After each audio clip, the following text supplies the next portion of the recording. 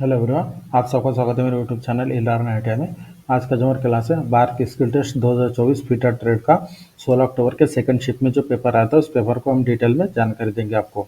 तो इस पेपर के लिए आपको 2.5 घंटे मिले थे। 100 मार्क का पेपर था। उसके बाद जो आपको स्क्रीन पर डायग्राम दिखाई दे रहा है यही डायग्राम आया था 16 अक्टूबर के सेकंड शिफ्ट के पेपर में। तो यहाँ पर आप देख सकते हैं जो इसमें ऑपरेशन था, ऑपरेशन में एक कॉर्नर में रेडियस आपको R10 का रेडियस था। उसके बाद जो आपको इस तरह से एंगल में 112 डिग्री के एंगल में कट करना था, बाकी के मटेरियल को कट करके निकाल के आपको फाइलिंग करके फिनिशिंग करना था।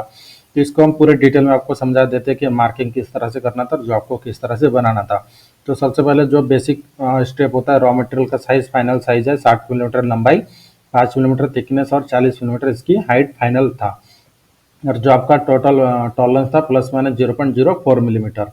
ये था आपका जो आपका टोटल फाइनल साइज। इसके बाद का जो स्टेप आता है आपका, सबसे पहला जो बेसिक स्टेप, जो आपको रॉ मटेरियल मिलता है, रॉ मटेरियल कभी भी आपका जो हाइट और लेंथ होता है 5-5 मिलीमीटर प्लस में मिलता है। जैसे मान लीजिए 60 मिलीमीटर फाइनल है तो 65 मिलेगा, और 40 मिलीमीटर हाइट है तो इसके टोटल हाइट है 40 मिलीमीटर हाइट, और टोटल 40 मिलीमीटर हाइट है तो आपको 45 का मिलेगा। तो सबसे पहले आपको ध्यान में रखना है कि जो जॉब का डायग्राम होता है, जॉब का डायग्राम देखकर आपको समझना है कि मटेरियल एक्स्ट्रा का मटेरियल आपको जॉब बनने के बाद कट करना है या फिर जॉब बनाने के पहले।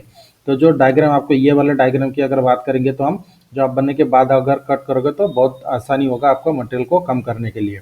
तो हम आपको अभी डिटेल में बताते हैं कि जॉब को किस तरह से करना था। तो सबसे पहले जो बेसिक स्टेप होता है फिटर ट्रेड के फ्लैट वाले जॉब के ऊपर, जो आपका फ्लैट आपको मिलता है तो उसे सबसे पहले 90 डिग्री में बनाना होता है चारों साइड से। तो चारों साइड से 90 डिग्री बनाने के लिए सबसे पहले ध्यान में रखिए जो हाइट वाला साइड होता है हमारा, जैसे मान लीजिए 40 मिलीमीटर इसकी टोटल हाइट थी, तो हाइट वाला जो साइड होता है वो दोनों साइड ऑलरेडी 90 डिग्री में होता है। सिर्फ आपको बेंच वाइज में प्रॉपरली सेट करके वास्टेड फाइल के सहायता से ड्रॉ फाइलिंग करके दोनों साइड का ड्रॉ फाइलिंग करोगे तो ऑलरेडी वो 90 डिग्री में बन जाता है। बाकी उसके बाद दोनों साइड को रेफरेंस पकड़ के उसके बाद बाकी के कटे हुए दोनों साइड को आपको क्या करना है, वास्टेड फाइल के सहायता से फाइलिंग करके ट्राई स्क्वायर के सहायता से चेक करते हुए चारों साइड 90 डिग्री में बनाना है। और दूसरी एक बात इसमें ध्यान में रखें कि जब आप जॉब को वॉइस में सेट करोगे तो वॉइस में इस तरह से सेट करें कि जॉब को ट्राई स्क्वायर के सहायता से चेक करने के लिए जॉब को बार बार बाहर निकालने की आवश्यकता ना पड़े। इस पोजीशन में जॉब को आपको सेट करना है। तो मान लीजिए सबसे पहले हमने जॉब को प्रॉपरली बेंच वाइज के ऊपर सेट करके हमने चारों साइड 90 डिग्री बना लिया है। उसके बाद का जो स्टेप आता है आपका, जॉब का कौन सा भी एक सरफेस आपको सबसे पहले क्लीन करना है मार्किंग के पर्पज के अनुसार। पूरा स्मूथ करना नहीं है, सिर्फ आपको ब्लैकनेस को हटाना है ताकि आपकी मार्किंग प्रॉपर उसमें दिखाई दे। तो मान लीजिए हमने सरफेस वास्टर फाइल के सहायता से फाइलिंग करके जॉब का एक सरफेस हमने क्लीन कर लिया है। उसके बाद आपको मार्किंग मीडिया अप्लाई करना है, और मार्किंग मीडिया अप्लाई करने के बाद उसे थोड़ी देर सूखने देना है, और सूखने के बाद आपको मार्किंग करना है सरफेस प्लेट के ऊपर जॉब को रखकर हाइट गेज के सहायता से। ये हो गया प्रॉपरली स्टैंडर्ड स्टेप। और उसके बाद अगर आपको जल्दी मार्किंग करना है तो आप स्टील रूल के सहायता से भी कर सकते हो। जो आपके एंगल दिखाई दे रहा है इसकी भी हम टोटल अभी हम आपको पूरा पूरा जॉब की मार्किंग भी बताते हैं कि किस तरह से आपको इस जॉब की मार्किंग करना था। तो मान लीजिए हम सबसे पहले आपको हाइट गेज के सहायता से मार्किंग बताते हैं कि किस तरह से हाइट गेज के सहायता से इस जॉब की मार्किंग करना है। तो सबसे पहले जॉब को आपको जो सरफेस प्लेट होता है हमारा, सरफेस प्लेट के ऊपर जॉब को इसी हाइट वाले साइड से आपको रखना है एंगल प्लेट के सहायता से सहारा देकर। उसके बाद हाइट गेज में आपको माप सेट करना है 10 मिलीमीटर, क्योंकि ये आपको जो R10 दिखाई दे रहा है यहाँ पर 10 बाय 10 का बॉक्स बनेगा। उसके बाद पंचिंग करके आपको R10 की मार्किंग करनी होती है। तो इसके लिए सबसे पहले 10 मिलीमीटर का माप लेके हॉरिजॉन्टल लाइन ड्रॉ करना है। उसके बाद 20 मिलीमीटर माप लेके एक हॉरिजॉन्टल लाइन ड्रॉ करना है, और उसके बाद 40 मिलीमीटर इसकी हाइट जो है, टोटल हाइट 40 मिलीमीटर है तो 40 मिलीमीटर माप लेके इस तरह से एक हॉरिजॉन्टल लाइन ड्रॉ करोगे तो इस तरह से वन साइड से आपकी टोटल मार्किंग हो जाती है हाइट वाले साइड से। इसकी टोटल हाइट यहाँ पर टोटल हाइट दिखाना तो वो मैं भूल गया हूँ, तो बार बार इसलिए मैं बोल रहा हूँ कि इसकी टोटल हाइट 40 मिलीमीटर है। तो इस तरह से एक साइड की आपकी मार्किंग हो जाएगी। उसके बाद दूसरे साइड से जो आपको घुमाकर इस तरह से लगाना है, जैसे मान लीजिए ये वाला साइड हम बेस पकड़े हैं, बेस वाला साइड ये वाला रखे है, तो ये वाला साइड को घुमाकर इस तरह से नीचे सरफेस प्लेट के ऊपर रखकर सबसे पहला माप आपको कितना लेना है, 15 मिलीमीटर लेकर एक हॉरिजॉन्टल लाइन ड्रॉ करना है। उसके बाद 23 मिलीमीटर माप लेके एक हॉरिजॉन्टल लाइन ड्रॉ करोगे। 23 मिलीमीटर के बाद 30 मिलीमीटर आपको लेना है सेंटर लाइन, आपको 30 मिलीमीटर का माप लेके एक सेंटर लाइन ड्रॉ करना है। उसके बाद 23 और 14 37 होता है, 37 का माप लेके एक लाइन ड्रॉ करोगे। उसके बाद 45 का एक लाइन ड्रॉ करोगे इसके लिए। उसके बाद 50 मिलीमीटर का एक माप ड्रॉ करना है हॉरिजॉन्टल लाइन, और लास्ट में एक 60 मिलीमीटर का लाइन हॉरिजॉन्टली ड्रॉ करना है। इस तरह से आपका पूरा वर्टिकल और हॉरिजॉन्टल लाइन ड्रा हो जाएगा। उसके बाद का जो इंपॉर्टेंट स्टेप होता है, जो आपके ऊपर जो आपने मार्किंग किया हॉरिजॉन्टल लाइन और वर्टिकल लाइन, उसे जो आपके डायग्राम के अनुसार आपको इस तरह से जोड़ना है। क्योंकि हम जब हाइट गेज से मार्किंग करते हैं तो उसमें सिर्फ हॉरिजॉन्टल और वर्टिकल लाइन ही आता है, इसलिए आपको उसके बाद आपको जो आपके आकार के अनुसार पेंसिल के सहायता से इस तरह से जो आपको डार्क लाइन दिखाई दे रहा है इस तरह से जोड़ना होता है। तो सबसे पहले जैसे मान लीजिए हम रेडियस की मार्किंग करेंगे, तो रेडियस की मार्किंग करते समय जो हमने 10 बाय 10 का एक यहाँ पर हॉरिजॉन्टल वर्टिकल लाइन ड्रॉ किया है, उसका जो क्रॉस पॉइंट आपको मिलेगा वहां पर हल्का पंचिंग करके डिवाइडर में 10 मिलीमीटर माप सेट करके इस तरह से एक रेडियस ड्रॉ कर लेना, एक्सटर्नल रेडियस। उसके बाद यहाँ पर आपको 112 डिग्री दिखाई दे रहा है, तो इसमें एंगल की मार्किंग करने की आवश्यकता नहीं है, इसमें ऑलरेडी बन जाएगा। किस तरह से वो मैं आपको बताता हूँ। जैसे मान लीजिए जो हमने 15 मिलीमीटर का माप लिया था, उसके बाद 23 मिलीमीटर का माप लिया था, तो ये जो दोनों वाला दो पॉइंट है, 23 मिलीमीटर का माप का पॉइंट और 15 मिलीमीटर का माप का पॉइंट, दोनों को इस तरह से जोड़ दोगे तो डायरेक्टली वो 112 डिग्री का बन जाएगा। यहाँ पर 112 डिग्री की मार्किंग के लिए आपको सिर्फ कंफ्यूज करने के लिए दिया है कि आप किस तरह से इसे मार्किंग करते हो। अगर अगर मान लीजिए यहाँ पर अगर कोई डायमेंशन नहीं दिया रहता तो उस समय आपको प्रोटेक्टर हेड या फिर वर्नियर बेवल प्रोटेक्टर के सहायता से आपको मार्किंग करना होता है। ये जो 15 मिलीमीटर है, 15 मिलीमीटर का पॉइंट से राइट साइड के तरफ प्रोटेक्टर हेड में राइट साइड की तरफ 112 डिग्री सेट करके इस तरह से लाइन ड्रॉ करना था।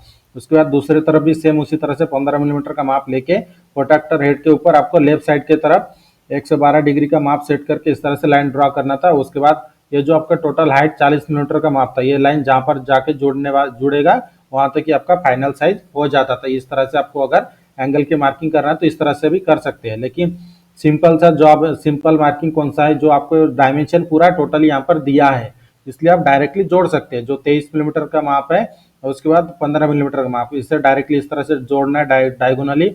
और दूसरे तरफ भी सेम 15 मिलीमीटर और 14 जो हमारा 23 मिलीमीटर का माप है, दोनों को इस तरह से डायरेक्टली जोड़ देना है।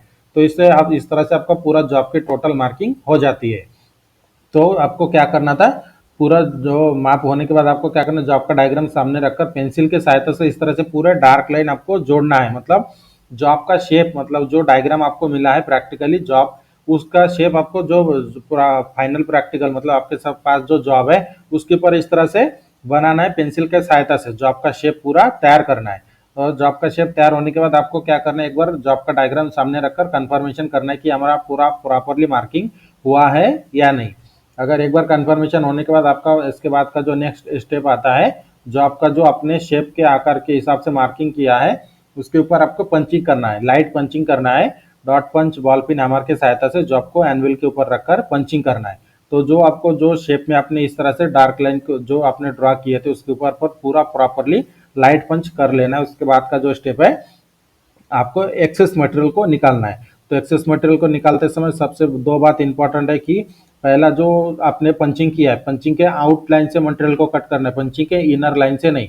मतलब एक्सेस मटेरियल को कट होने के बाद भी आपका पंचिंग आपको दिखाई देना चाहिए, इस पोजीशन में आपको कट करना है।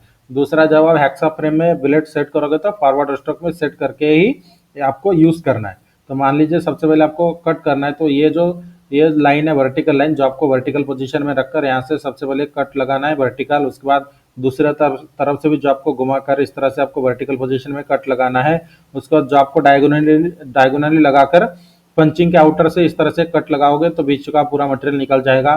सेम उसी तरह से जो आपको दूसरी तरफ घुमाकर इस तरह से एक हॉरिजॉन्टल लाइन ड्रॉ करोगे तो जो आपका पूरा साइज निकल जाएगा। तो यहाँ पर आपकी पूरी मार्किंग हो जाती है।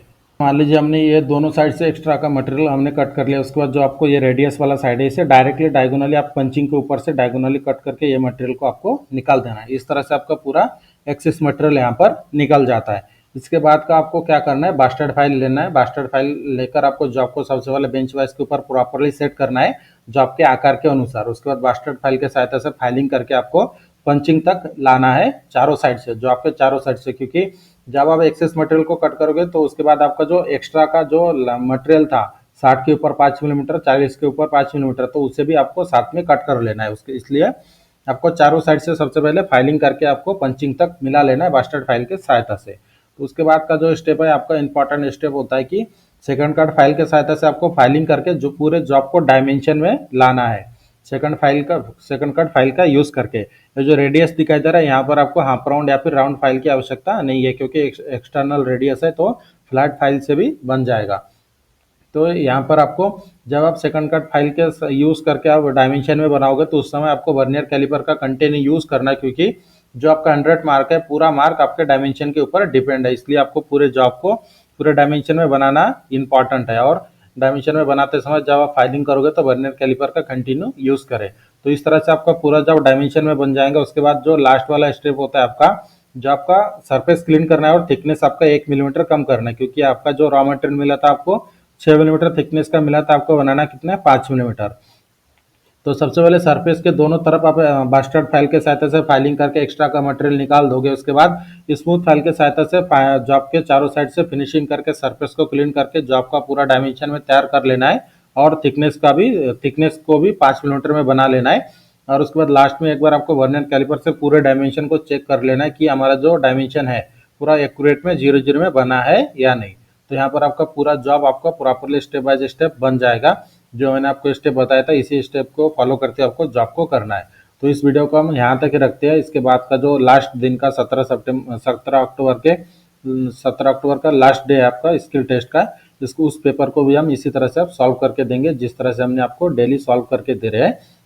और इसी तरह के इंपॉर्टेंट वीडियो के नोटिफिकेशन के लिए हमारे चैनल को सब्सक्राइब करके बेल आइकन को दबाएं, ताकि मेरे वीडियो की नोटिफिकेशन आपको टाइम पर मिलते रहे। वीडियो अच्छी लगे तो हमारे चैनल को सब्सक्राइब करें, शेयर करें और लाइक करना ना भूलें।